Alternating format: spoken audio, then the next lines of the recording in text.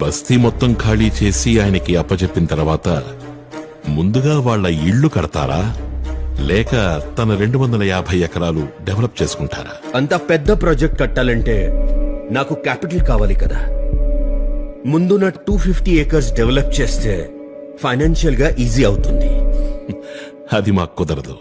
ఇల్లు వాకిలి వదిలి మీ మీదున్న నమ్మకంతో కొన్నాళ్ల పాటు ఎక్కడెక్కడో బతుకుతారు. మీరు మీ కాంప్లెక్స్లు కట్టుకున్న తర్వాత కొన్నాళ్లకు ఏదైనా ఇబ్బంది వస్తుంది.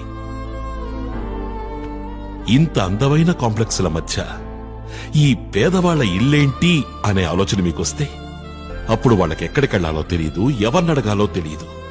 ఏళ్ల తరబడి కోట్ల చుట్టూ తిరిగే ఓపిక వాళ్లకుండదు. దీన్ని ఇంతటితో ఆపితే బెటర్. మనమందరం ఓకే అనుకుని ముందుకెళ్ళినా చివరికి జనం న్యాయం చేయమని తన దగ్గరికే వెళ్తారు. అప్పుడు గొడవ ఆపడం కంటే ఇప్పుడు ఆపడమే మంచిది.